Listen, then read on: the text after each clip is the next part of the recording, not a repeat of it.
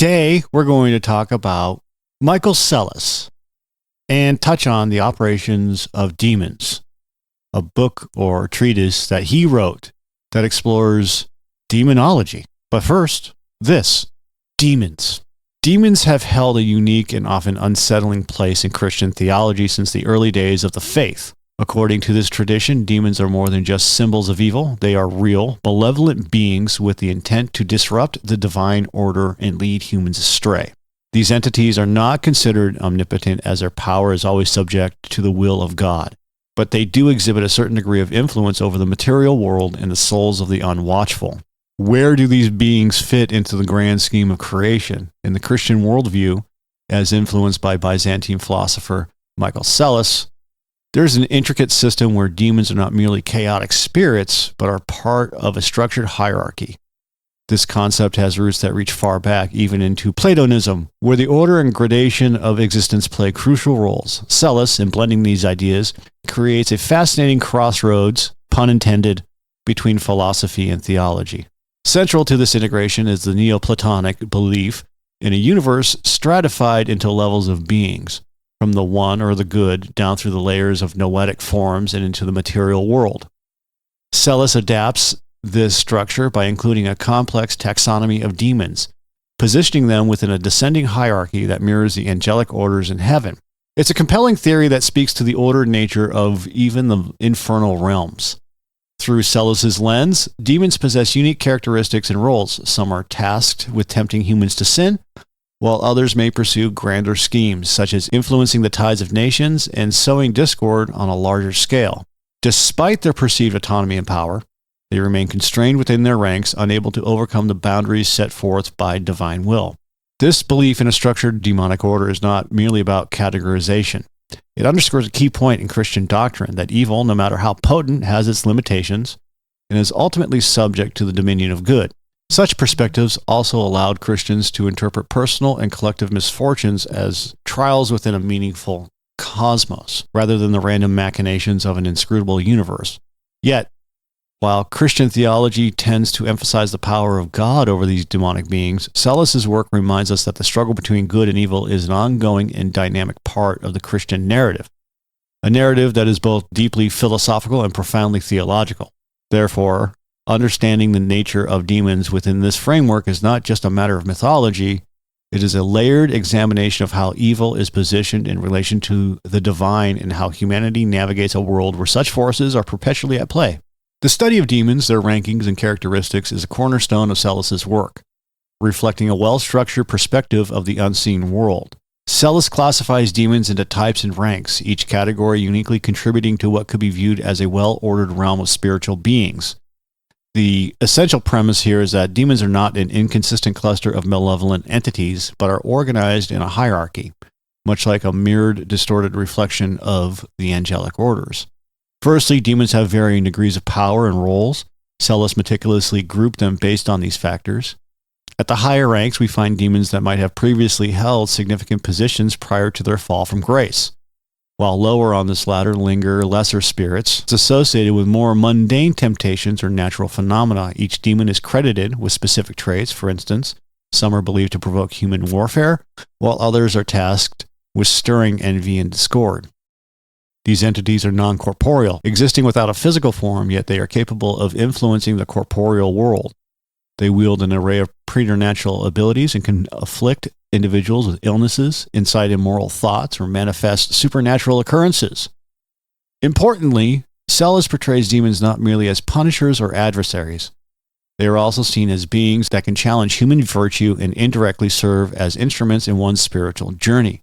Psellus nuances his portrayal of demons by suggesting that, while they are inherently inclined to oppose the divine will, they have their purposes within God's overarching plan. As we discuss this hierarchical and methodical view of the demonic, we examine this hierarchical and methodical view of the demonic, we reveal a facet of Psellus's thought that elevates his work from mere superstition to a systemized component of Christian doctrine. This ordering of demons ranges from those who lord over empires to insignificant spirits affecting trifling matters, painting a vivid picture of invisible influences that Byzantine society, influenced by Christian mysticism, fervently believed in.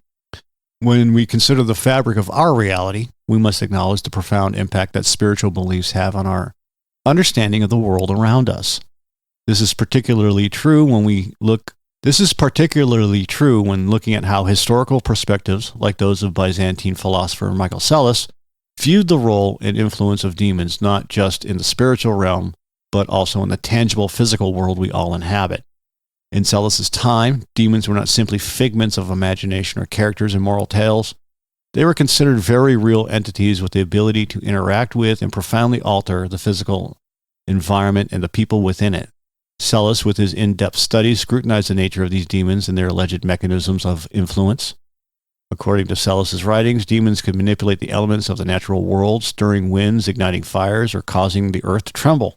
His accounts suggest that demons had their power to bring about illness or wellness, poverty or wealth, chaos or peace, all of it depending on their intentions and the vulnerabilities of human beings. Psellus also portrays a landscape in which humans and demons are in constant dynamic interaction. These interactions could be subtle, a whispered temptation or an intrusive thought, or as overt as possession and exorcism. He describes scenarios where people might inadvertently invite demonic influence through certain actions or thoughts, highlighting the need for vigilance and piety to guard against such occurrences. As we uncover Psellus's views, we see not only the fears and beliefs of a bygone era, but also a complex system in which demons played a critical role in shaping the everyday experiences and the overall fate of individuals. By considering these ideas, we've also come to understand just how intertwined the physical and spiritual worlds were perceived to be, and how this relationship governed the lives of those in the medieval Byzantine Empire. Psellus has given us the framework for understanding these unseen forces that were thought to impact everyday life. His writings invite us to think about a time when the world was a mysterious place, full of unseen forces that could cross from the spiritual into the physical.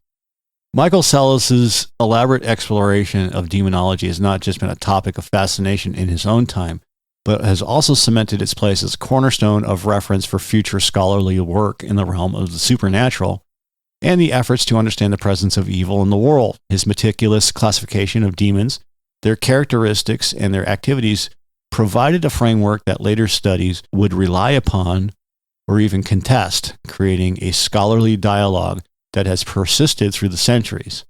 The ripple effects of Psellus's work on demonology is seen across a variety of disciplines. Within the realm of Christian theology, his writings contributed significantly to the development and expansion of demonological theories.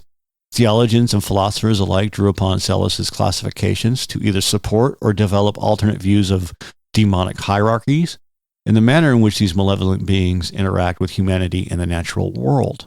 His influence extends beyond the theological arena into the broader cultural and literary domains. Writers of the medieval period and even into the Renaissance often turned to Psellus's teachings as a source when crafting narratives involving demonic figures or when attempting to convey a deeper understanding of evil within their own works. The intense descriptions and the systemic approach endorsed by Psellus provided a vivid blueprint for artists, authors, and poets. Demonology, as it developed in the medieval West, took note of Psellus's comprehensive studies. His text became a touchstone for many as they sought to integrate this learned Byzantine perspective into a Western context, colored deeply by their own cultural and religious sensibilities. This merging of thoughts and beliefs further illustrates Psellus's broad influence beyond geographical and temporal boundaries. As discussions evolve through the Enlightenment and into the modern day, scholars continue to examine how our ancestral fears and narratives shape our social and cultural structures. Psellus's contribution to this ongoing conversation demonstrates the enduring nature of his work. His ideas have been dissected and reconsidered in modern psychological analysis of evil, the concept of otherness, as well as the historical interpretations of folklore and mythology. In reflecting on the vast breadth of this influence, one can appreciate how the seeds planted by a philosopher in a distant Byzantine past have blossomed into a tree of knowledge under which scholars from myriad fields gather to this day. Psellus's ideas on demonology have served not only as an illuminating glimpse into medieval and Byzantine worldview, but also as a lasting legacy within the continuous study of the human condition and its perpetual grappling with the concept of evil. When we attempt to unravel the complex understanding of evil in Christian thought, the contributions of Psellus stand out significantly. Psellus's work on demonology dives deep into the heart of how evil was conceptualized in Byzantine and medieval Christian philosophy. His insights go beyond the surface-level evildoer narrative commonly found in stories and legends. Instead, Psellus presents a nuanced perspective that considers evil as an intricate part of the world's framework. By classifying demons into various types and ranks, Psellus not only personifies different aspects of malevolence, but also structures them in a hierarchical order. This organization echoes the celestial hierarchy of angels, displaying a symmetry that suggests a balanced cosmic duality between good and evil. Psellus's work reveals an inherent belief that evil, much like goodness, has its own place and purpose within the grand scheme of existence. The Byzantine philosophers' analysis consider how evil is not just a spiritual entity, but also has implications in the physical realm. His evaluations depict how mundane actions can be influenced by malevolent spirits, connecting everyday experiences with the underlying battle between good and evil. By emphasizing the choices individuals make in confronting evil, Psellus elevates the role of personal responsibility in the life of a Christian. Psellus's exploration highlights how the darkness of evil is counteracted by the light of knowledge and virtue. His discussions suggest that understanding the nature of demons and their workings is essential for the faithful to foster resilience against temptations and moral decay.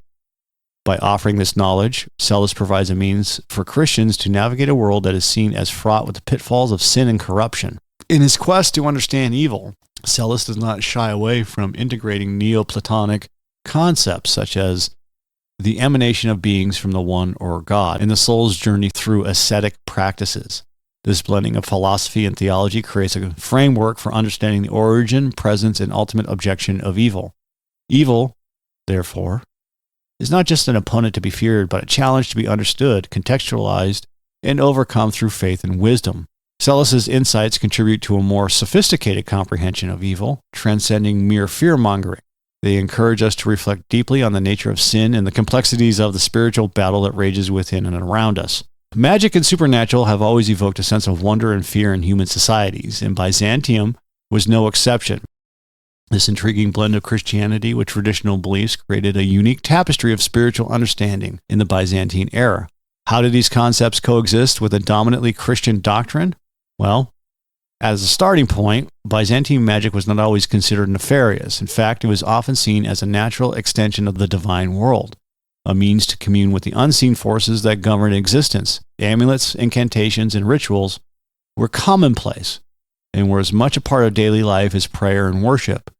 And this might seem at odds with Christian teachings, yet there was a certain level of tolerance, if not acceptance, in the Byzantine spiritual mindset. Even the church, which staunchly opposed any practices it deemed pagan or heretical, often had to grapple with the deep-rooted presence of the magical beliefs among its followers. With Psellus, we find an interesting perspective. While he did not outright endorse the use of magic, he appeared to maintain the inherent Neoplatonic belief in natural magic, the idea that the world was infused with divine energies that could be harnessed by those with the knowledge and piety to do so. He walked a fine line, integrating this belief into the Christian understanding of the world without crossing into the realm of condemnation by the church. Think of the exorcisms and blessings by the clergy. These were basically forms of sanctioned magic.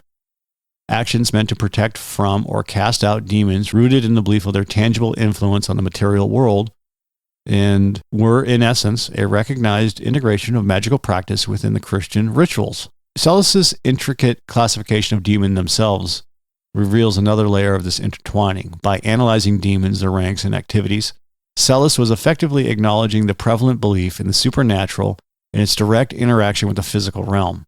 It's fascinating to consider how Byzantine society balanced the scales between faith and superstition, divine providence and magical intervention. As we study these ancient perspectives, we are afforded glimpses into the rich, complex world of Byzantine thought, where the supernatural is not an aberration, but a fundamental part of the cosmos that could, with cautious reference, be engaged through the lenses of both magic and theology. Have an awesome day, guys.